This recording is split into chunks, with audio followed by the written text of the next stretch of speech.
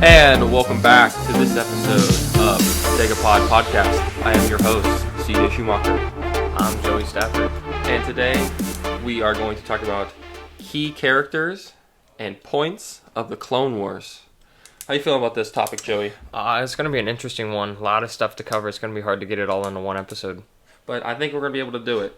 I think we're going to start the episode and get right into it with the main boy of the whole saga. He gets his own feature. We get Anakin Skywalker. So Anakin Skywalker was born on Tatooine. Out of a weird conception, no father. That's true. That's like most families in America, no father. Jeez. Okay. Anyways, but apparently Palpatine might have changed around some midichlorians and Shmi Skywalkers. That's the hearsay I hear. But I think it's very important to his change going from Jedi to I agree. Sith. You get to see like his beginning of his conflicts. Absolutely.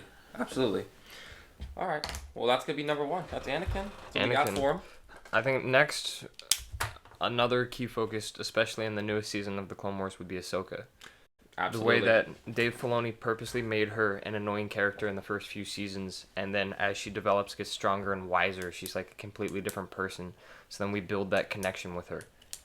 What's great about Ahsoka is George Lucas did not incorporate her at all in the prequels. Yeah. But since Filoni is basically the prodigy of George Lucas, he literally had George Lucas's blessing to incorporate Ahsoka in the story. And I think it tied in very well, especially with season 7, where she was leaving, found her way around Coruscant. Because you've always had that question of where was she during Order 66 and stuff. And then we finally got to see the Siege of Mandalore and all that good stuff, along with Darth Maul. Absolutely.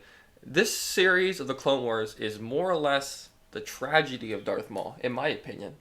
I agree. You see the downfall of once a great Sith warrior. Yes. Then you see him with his weird spider legs, which I still don't understand that. And the downfall when Savage is killed by Palpatine, and it's really the tragedy of Darth Maul, and it continues over into Rebels, where he even is just more or less just out for revenge. Yep. Or it's just he's in pain all the time. He's actually the true Sith, in my personal opinion. Always in pain. I agree. As was Anakin when he switched over into Darth Vader. He was just constantly in pain, like a true Sith. Which brings us to our next point. Let's talk about Maul. I agree. Let's talk about Maul. How he was found with those weird spider legs. Yep. Turned just regular mechanical legs. Partnered up with Savage. Saved by the Night Sisters. What's her Mother Townsend? Is yep. that who that was? Yes. And just hold the Siege of Mandalore and how he played into there. I thought they incorporated it very well. I call them Mauldalorians because they had the they were sweet. The their horns coming followers. off. Mm-hmm. The way he took over the Pikes and all the drug syndicates and stuff. Yep. Which was what? Crimson Dawn? Yes. Crimson Dawn, which I think has to play a bigger role somewhere along the line because it cannot just stop at Solo. I agree. There has to be somewhere. And I think little tease of Maul and Solo. Absolutely. I think somewhere along the line it's going to come in, like whether it's the Obi-Wan series that's coming out. I think probably the Obi-Wan series. I don't think we'll see it in the Ahsoka series. It's Ahsoka series will be taking place too late. You're right, because Obi-Wan is already Ahsoka series is going to be... Well, we'll get to that when we get to Ahsoka. We already got to Ahsoka. Well, now we're at to Ahsoka. I think the Ahsoka series is going to be her hunting down Ezra Bridger. Absolutely, I agree. Because it just makes sense. You don't know what happens to him after the final episode of Rebels. I don't know. What else could they be doing? It's the hunt for Thrawn, but if Thrawn's alive... Then Bridger's alive. He has to be alive. And then they should be in the same place, shouldn't they? Exactly. That's what I'm saying. Because they were taken by the Purrgil. Yeah. Off into space. Which is weird because they were able to go into light speed and it's just like a little flying whale in space. That's really weird. That's weird. Alright. That's going to take us, since we're talking about the Siege of Mandalore, let's talk about our good old friend Satine. Now Satine is or I should say was the ruler of Mandalore. She was more of a peaceful emperor or ruler, and she kind of turned the tide because Mandalore was really into She became wars. desperate. She was forced to become desperate. Yeah, And change her beliefs. But she's very vital with the downfall of Mandalore because she changed the whole side of the way they thought, the way they acted when like fighting and whatnot. She was more of a peacekeeper, and without her, there's no Mandalorians. There's no was it Death Watch? Yep. No Death Watch. So without her, none of those key pieces come about. So, and that's Obi-Wan's lover. That's which true. is very ironic because they spend the whole prequels trying to keep Anakin away from Padme. But now and control your feelings. But then again, Obi-Wan was speaking from experience. Anakin always thought that Obi-Wan couldn't relate to him in anything because Anakin had such worse problems. But really, Obi-Wan could relate more than anyone ever thought. That's what I don't understand how you have this best friend, this mentor, who has been there for you the whole life, and you don't reach out for some form of help. You just channel it all inside. Because he thought he was better than Obi-Wan. He was more powerful, so he saw Obi-Wan as holding him back. I can see that. That's the conflict in episode 3. Now, since we're talking about Obi-Wan, let's talk about Obi-Wan. Obi-Wan show. I'm going to be very curious about where he started out. Now, it's only supposed to be, what, 4 episodes? 4 or 6, and they're supposed to be an hour long. Yeah, they're supposed to be, which is going to be very interesting. I'm very curious of where he came about, where he grew up, his upbringings, how he got into the Jedi Order. I'm very curious about that. However, we all know what happens after Order 66. We know what happens right before Order 66, where Cody turns on him, shoots him down. He flees. He has the Mustafar fight with Anakin, cuts off his legs. He takes the Baby Killer 9000, flees to Tatooine. He has training from Yoda to channel his inner Force Ghost, and talk to Qui-Gon. And after that, we really don't know too much because we got Rebels. He lives an old man watching over Luke. Yep. Then he ends up dying on the Death Star. But before then, we don't know too much. It's very curious because he started taking on a lot of his master. Because if anything, his master Qui-Gon was more of a true Jedi than any of the actual Jedis. That's true. He stayed away from the politics. Exactly. They had this Jedi hubris around them where Qui-Gon more or less listened to his feelings, listened to the Force, what's going on around him, and I feel Obi-Wan started getting into the politics. Then after Order 66, he's able to actually move towards an actual Jedi, which why I think he was able to give up so easily on the Death Star, which I thought was very, very cool how they incorporated that. George Lucas did a very, very, very good job in incorporating that in the prequels. Yep. Especially with the training, because we're all curious, like, how that came about. He tied that in very, very well.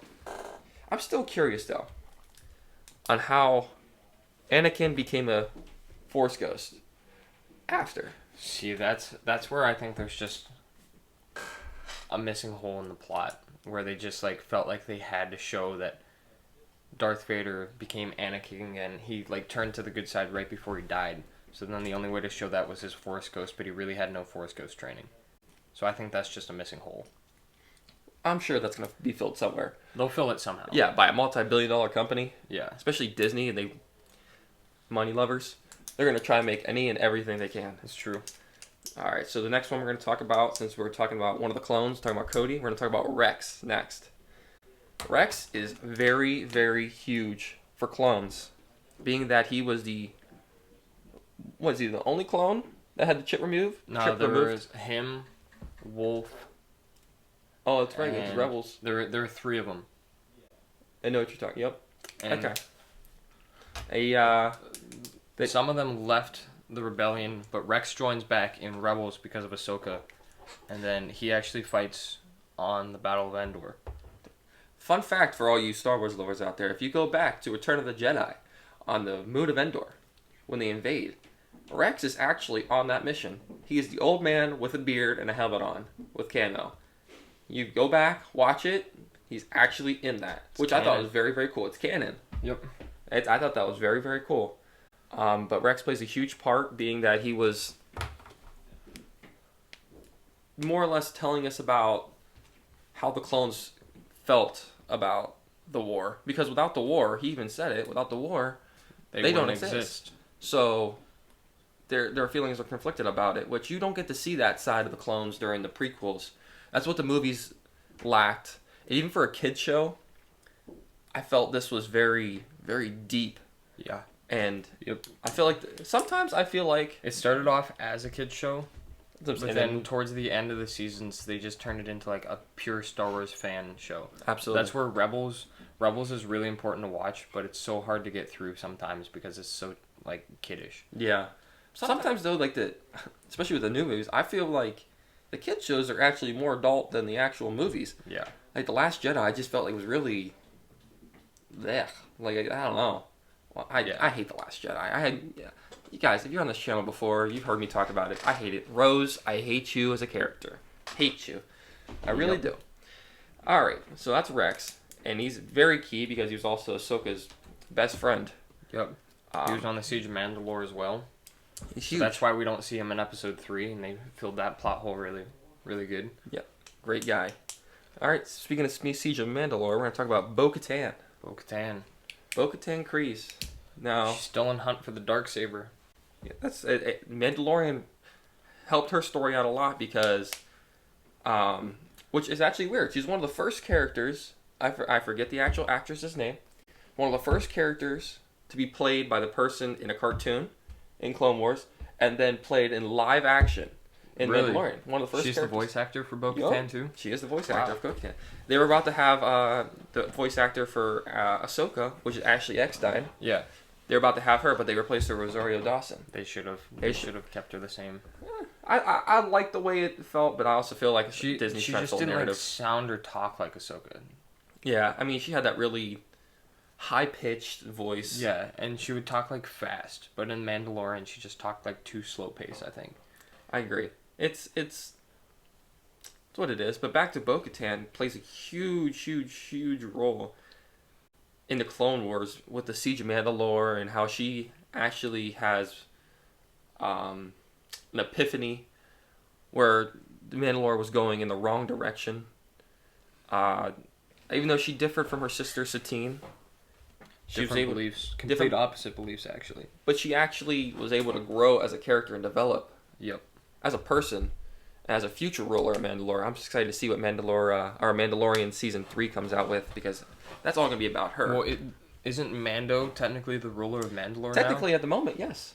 Technically, which is really weird because I still wonder where he came from too, because they talk about the Watch, not Death Watch, it's just the Watch. So what's the Watch? Was probably Death Watch before they became Death Watch. The Watch was probably like the watch over Mandalore, and then once Satine came in and made it more peaceful, they didn't need the Watch anymore, so then the Watch moved to the moon and became Death Watch. And also my thing about him though is like when he becomes a foundling, yeah, he's actually he's hiding away from droids. Yeah. So that gives a good timeline of when that all came about. Mm-hmm. So maybe the Watch turned into Death Watch. Yeah. Because you see the way the armor was when they picked him up, that blue armor? Yeah. That seems pretty similar to Death Watch to me. I guess it's the same time period. Well, no, the droids would be Episode 1 era. Well, no, they can... I guess it'd be all... It'd be right before the end of Episode 3. Yeah. Because they were forced to shut down by Somewhere Palpatine. in there. Speaking of Palpatine, we only got 2 really main characters left that we thought was very important to talk about. Next person, you gotta love him, but you gotta hate him. Palps. Good old Palps. Papa Palps. What we got? What's his name? Sharif. Shreve. Yep. Palpatine. Is it? I bet it's Shreve. Shriv. Whatever the hell it is. I don't know. It's what it is. It's kind of closer to Shmi, but it's not. It's like a... Sheev. Sheev Palpatine. I'm sorry that took so long. We're supposed to be the ones that know this stuff. Anyway, what? He's kind of like Hitler, in my opinion. Hitler was an awful person, a piece of crap, But man, was he a good leader. And he knew what he was doing. Yeah.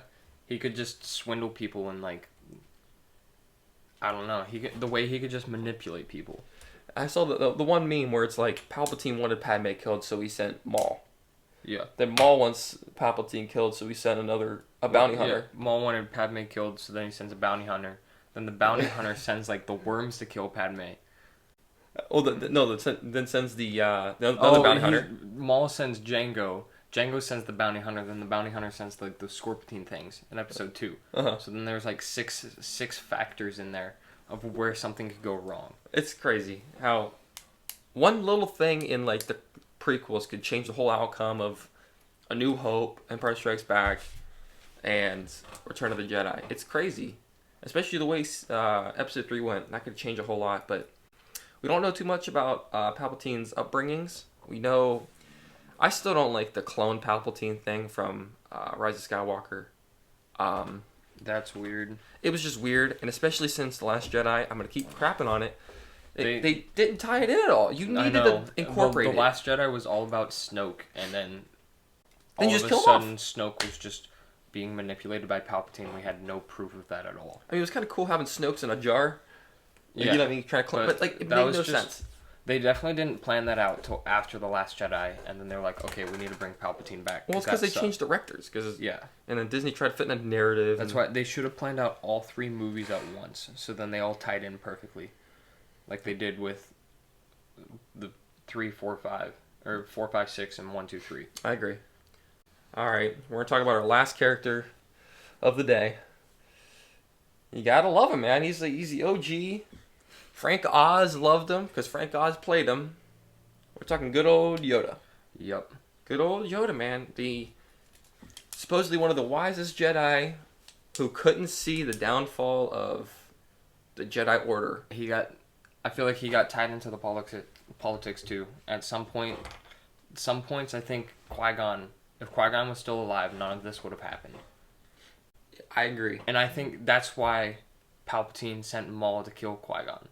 Well, actually, he sent Maul to kill the boy, but then said kill Qui-Gon. Because Qui-Gon could see through everything, because he just went off of his instincts instead of going off of like what they thought was right. I agree. I'm really excited to see what they go with the High Republic stuff. From the early time period where young Yoda, because being that he is 900 years old in Return of the Jedi, I'm excited to see where young Yoda ended up, how he came about, how fierce he was, because he's a badass in episode 3 when he fights Palpatine. I still don't understand him when he catches like the stand in the Coliseum. You talking about the Senate room? He starts spinning it. Like, what the heck is spinning doing? I don't know what that's gonna do. Is it gonna add velocity to it? I don't know. Does it make it harder to stop? Slow. Palpatine's just sending them with his fingers, and Yoda's just like spinning one and sends it back. But being that he's 900 years old and 4 foot, 2 foot nothing. Yeah. And green with big ears, like, come on. But somewhere along the line, he's going to play a key role in Grogu's story. Mark my words. He's going to play a key role in Grogu's story. Him or Yaddle. We always forget about Yaddle. Don't forget about Yaddle. For only female. Grogu's dead, though. Ah. Grogu dies from... Yeah. He has to. Ben Solo, or Kylo Ren, when he takes over Luke's temple and kills all of his Padawans. Maybe he goes in exile again. You don't know. The chances of surviving it once was bad. Not twice. This and that. All right. Well, that's really all the key points that I really have. I agree. You got anything else? I think we covered a good amount. I think we did cover a good amount. If you guys have any questions, you guys want us to talk about anything else, please comment down below. Talk about it down below. We'll have questionnaires and stuff like that where you can call a line and leave a voicemail, and we'll put it on here and talk about it at some point. Probably not anytime soon, but we'll do that at some point. So anyway, Joe, you got anything else? No, I think we covered it all. All right, guys. I appreciate you coming out, watching us, listening to us. I really hope you have a great day, and may the Force be with you.